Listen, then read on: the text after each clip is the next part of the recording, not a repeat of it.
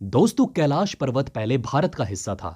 हिंदू धर्म में भगवान शिव और कैलाश पर्वत का विशेष महत्व माना जाता है। भगवान शिव देवों के देव महादेव होने के साथ साथ दानव मानव और यक्ष गंधर्व नाग सहित संपूर्ण जगत के स्वर हैं।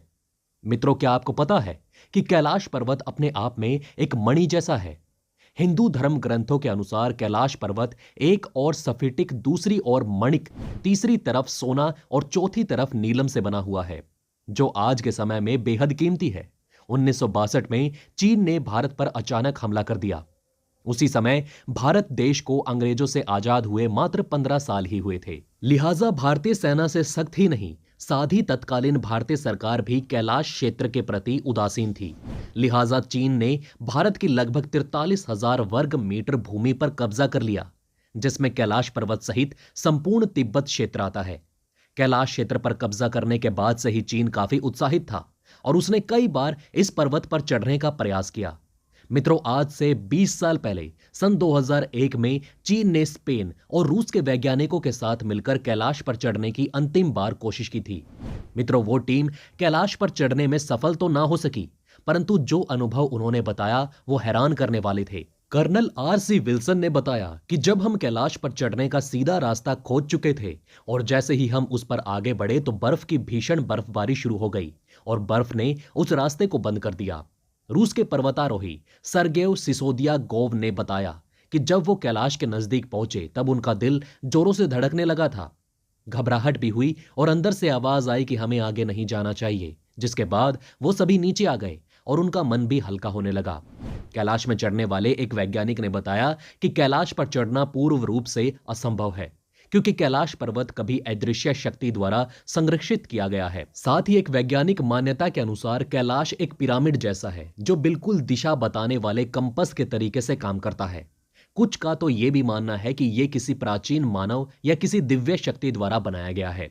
मित्रों, इसके निर्माण को लेकर एक वैज्ञानिक मान्यता यह भी है कि लगभग 10 करोड़ वर्ष पहले यहां पर एक समुद्र था। भारतीय उपमहाद्वीप का रशियन महाद्वीप से टकराने के बाद यह हिमालय पर्वत श्रेणी का निर्माण हुआ। कैलाश पर्वत बहुत ही पवित्र स्थान है, जहां पर आज का कलयुगी तामसिक मनुष्य पहुंच नहीं सकता। वहां केवल वही पहुंच सकता है जो आत्मिक और शारीरिक तौर पर आध्यात्मिक के शिखर पर हो, जिसकी भगवान शिव में प्रगाढ़ आस्था हो। तिब्बत के धर्म गुरुओं ने रशिया के वैज्ञानिकों को बताया कि कैलाश पर्वत के चारों ओर अलौकिक शक्तियों का प्रवाह है, जिसमें तपस्वी लोग आज भी टेलीपैथी से आध्यात्मिक गुरुओं से संपर्क करते हैं। मित्रों, यहां के आसपास क्षेत्र में आज भी ओम की ध्वनि सुनाई देती है। कुछ वैज्ञानिक मानते हैं कि ये आवाज बर्फ के पिघलने की है। जहां ध्वनि और प्रकाश के बीच समागम होता है, तब ओम की ध्वनि निकलती है। मित्रों, कैलाश पर्वत की ऊंचाई 6,600 से अधिक है, जो दुनिया के सबसे ऊंचे पर्वत माउंट एवरेस्ट से लगभग 2200 मीटर कम है। फिर भी माउंट एवरेस्ट पर तो कई लोग चढ़ चुके हैं, कई पर्वतारोही जा चुके हैं, लेकिन कैलाश आज भी अजेय है, जहां दोस्तों आज तक कोई नहीं चढ़ पाया है। विद्रोही हिंदू धर्म सहित विश्व के सभी धर्मों के लोग आज ये मानते हैं कि कैलाश पर्वत भगवान शिव का निवास स्थान है, जो बेहद पवित्र स्थल है। और चीन भी ये अच्छी तरह समझ चुका है, इसलिए सन 2001 के बाद उसने कैलाश पर चढ़ने के लिए रोक लगा दी। इसके बाद से कैलाश पर्वत का रहस्य वैज्ञानिकों के लिए विशेष कौतूहल का विषय बना रहा। वर्ष 2015 से 16 के बीच एक बार फिर अमेरिकी अंतरिक्ष एजेंसी नासा ने गूगल अर्थ और सैटेलाइट द्वारा कैलाश पर रिसर्च आरंभ की। नासा के वैज्ञानिक ये जानना चाहते थे कि आखिर क्या है कैलाश पर्वत में जो आज तक कोई चढ़ नहीं पाया। आखिर क्यों?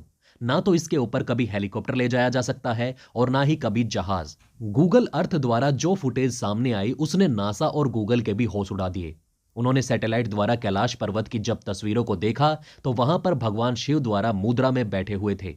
यह सुनने में आपको थोड़ा हैरान कर देने वाला लग रहा होगा, लेकिन यह सच है। आप इन तस्वीरों में स्पष्ट रूप से देख सकते होंगे कि भगवान शिव की तस्वीर किस तरीके से कैलाश पर्वत पर नजर आ रही है। आप चाहें तो यह गूगल पर भी मौजूद है, आप जाकर उसे चेक कर सकते हैं। दोस्तों, अब हम आपको चीन की एक और काली करतूत के बारे में बताएंगे कि कैसे चीन ने कैलाश में अपने मिसाइलें खड़ी कर दी।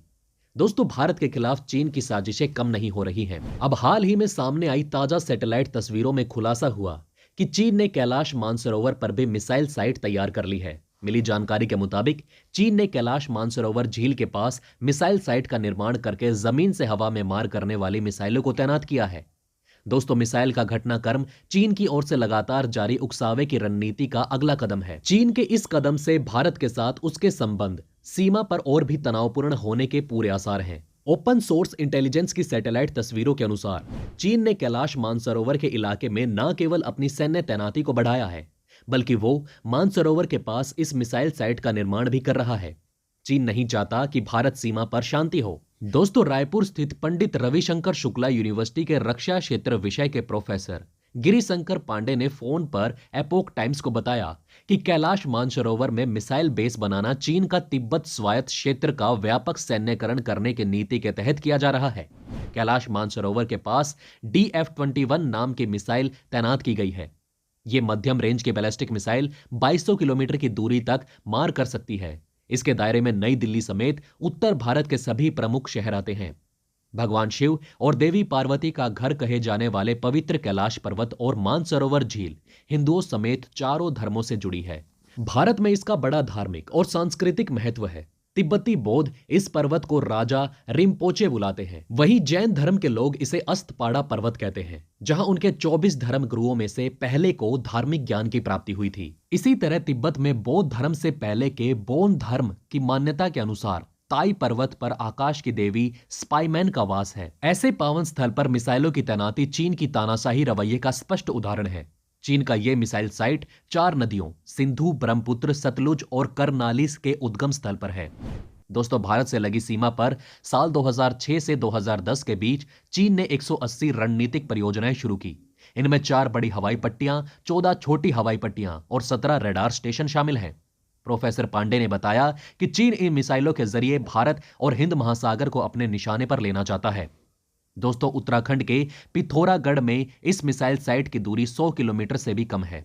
ऐसी स्थिति में अगर चीन यहां से भारतीय सीमा में मिसाइल हमला करना चाहे तो उसे सेकंड का समय लगेगा। चीन ने लद्दाख से सटे अपने रूटोग काउंटी नागरी कुंसा एयरपोर्ट, उत्तराखंड सीमा पर मानसरोवर झील, सिक्किम से सटे सिरगिज एयरपोर्ट और गोरगर हवाई ठिकाने, अरुणाचल प्रदेश से सटे मेनलिंग और लुहंजे में सतह से हवा में मार करने वाली मिसाइलें तैनात की हैं। इन ठिकानों पर 4 से 5 मिसाइल लॉन्चर तैनात हैं। तो ऐसे में दोस्तों, आप हमें बताइए कि क्या ये सब बातें आप पहले से जानते थे? अगर नहीं तो इनमें से कौन सी बात आपको सबसे ज्यादा इंटरेस्टिंग लगी? तो दोस्तों, हमारे इस वीडियो में हमने आपको बहुत सी बातें बताने की कोशिश की। अगर आपको हमारी कोशिश अच्छी लगी तो प्लीज लाइक करें इस वीडियो को और ज्यादा से ज्यादा ऐसी जानकारी पाने के लिए सब्सक्राइब करें हमारे चैनल को और जितना हो सके इस वीडियो को शेयर करना ना भूलें। तो दोस्तों, बने रहिए हमारे साथ। हम जल्द मिलेंगे एक और इंटरेस्टिंग टॉपिक के साथ।